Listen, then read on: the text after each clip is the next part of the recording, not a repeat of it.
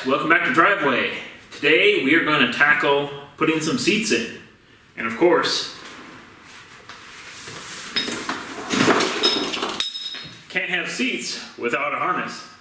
So, that's what we're going to attempt to do today.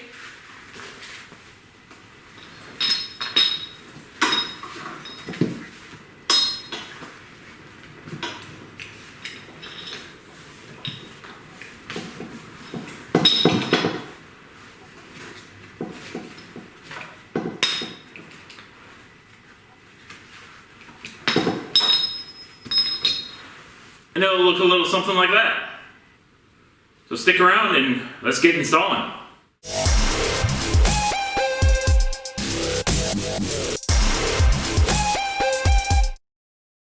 Alright, so these are NRG seats.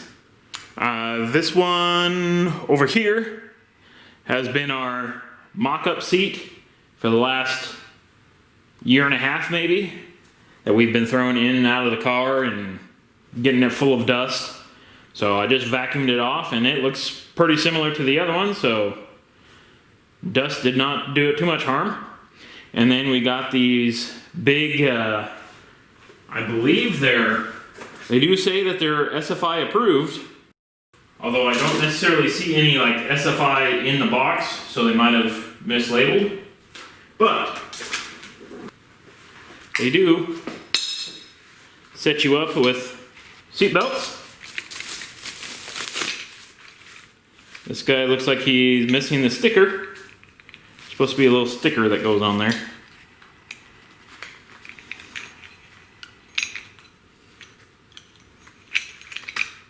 This is a cam lock design, so it's easier to get in and out of. And if you have yourself a wonderful fire or something, or you're unconscious, this is a lot easier for a rescue personnel just to flip the lever and get you out of your seatbelt. So, one is hard mounted to a lap belt. So you throw that on probably the inside, so that way it's not interfering with anything else. And this guy, actually they have apparently decided for us that we have to put it on this side.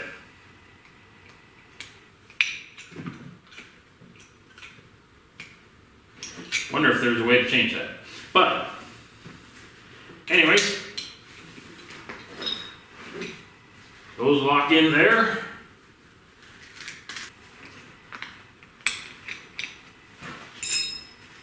And you get your submarine belt.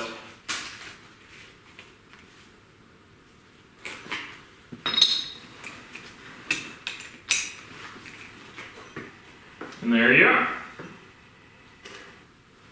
Alright, so it's a little bit of a bummer that we're missing our sticker, but maybe we'll get a dome sticker made with some other logo and call it good. So anyways, it's kind of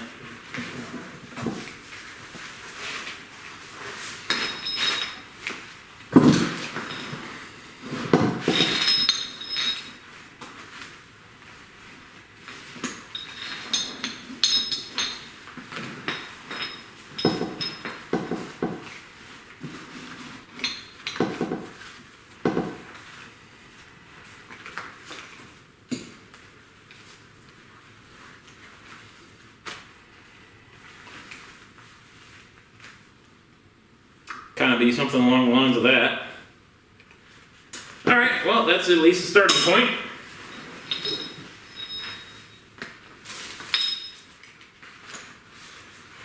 We are probably going to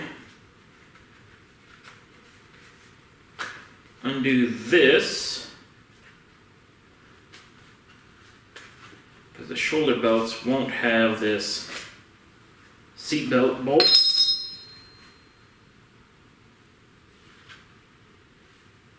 It'll just be looped around the cage. I'll probably be quite a ways up the belt. Okay, that's kind of what we're looking at. So I'm just going to grab the chair, shove it in the car, and start tracing out where we need to drill some holes for some bolts. Alright, so on this side for seat mounts, we got all these brackets zapped up from time ago, and to get the seat belt, we're going to have to weld an additional bracket to each side, and down here at the bottom for the crotch strap. That way we can reinforce the metal and have something to fasten it to. And then we'll have to do that same on the other side, but our frame mount's going to look slightly different because we got the exhaust coming under here, that panel, and it's not exactly super pretty. So that's the gist of what we're going to be doing. That's going to have to wait until tomorrow because I found out I'm out of gas in the welder. So that's not going to get me very far. So, until I get that, we'll have to pause the video here and try again a little bit later. Alright, so after we got some welding gas, decided to drill and weld in these reinforcement plates for the seat belt. Piece of angle iron, welded to the floor. That's certainly not going anywhere. We did that on both sides. So now we should be able to go grab the seat belts and test fit them in. And then hopefully test fit the seat. And if everything works, leave them there. Alright, so roughly speaking, that's pretty much how they go in. Strap them in. Wrap around the cage. We got our bolt in there with a couple washers behind it to make sure we don't fray the fabric. We got our crotch strap there. Hopefully it doesn't stick up too high and run into the seat, because we are running pretty darn close to bottoming out in this thing.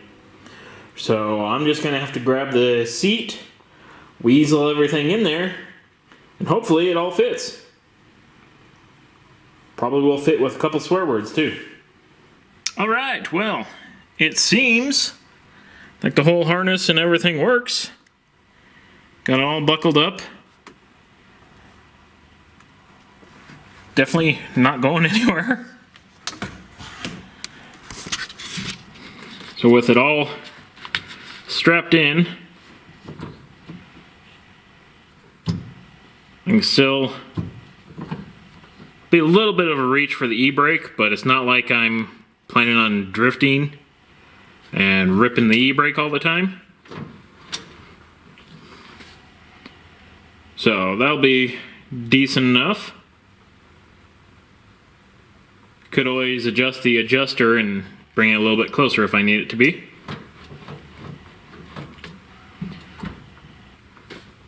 All my buttons I can reach.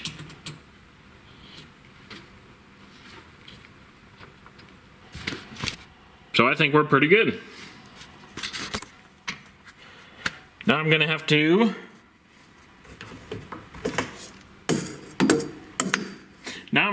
go and do the passenger side, and then we'll be pretty much safe here, and we can probably take this thing out to do a little test and tune, a little street tuning.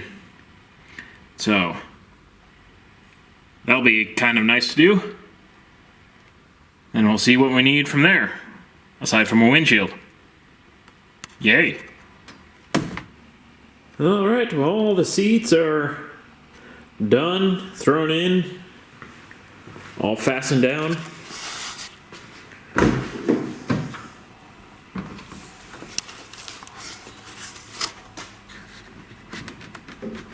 They're not going anywhere. And the other upside is, since we're so close to the cage, we can brace the back of the seat onto the cage. So this will make these kind of cheaper seats much more rigid and safer in the long run.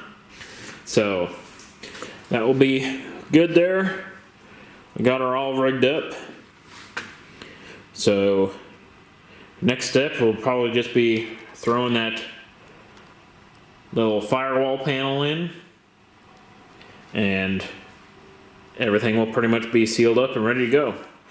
Then we'll have to continue some of this wiring disaster down here.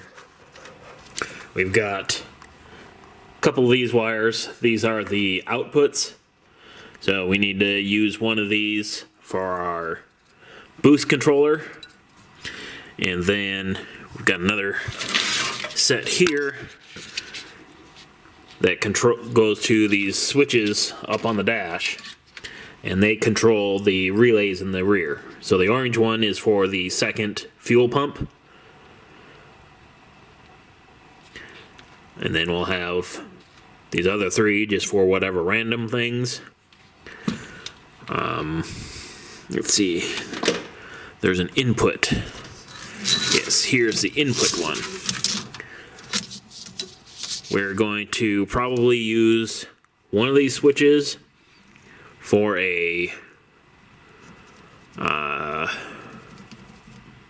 two-step, and then the other one we're going to use for a scramble button. So we'll run pretty low boost on a single pump, and then once we hit the scramble button, that will kick on the second pump and give us all the fuel we'll possibly need. So that's at least the plan there. At some point we might do more, but for now, that's what we're going to need. And I've also run these wires up here for the rear backup camera. So I've got that wired up over there, ran that and passed it through.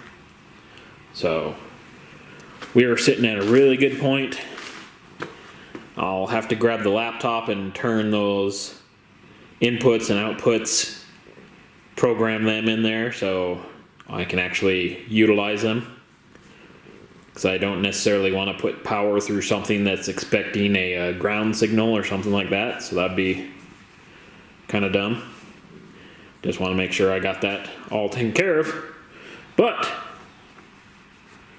that is not too shabby.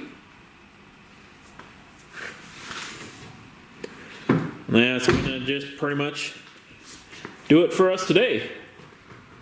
All right, so these seats are in. We are almost done with this thing, for at least as far as Rocky Mountain Race Week goes. So I'm going to have to make some phone calls for windshields and probably get an alignment, because I'm not going to grab the tape measure and try to monkey around with the rear again. We'll get a laser machine on that.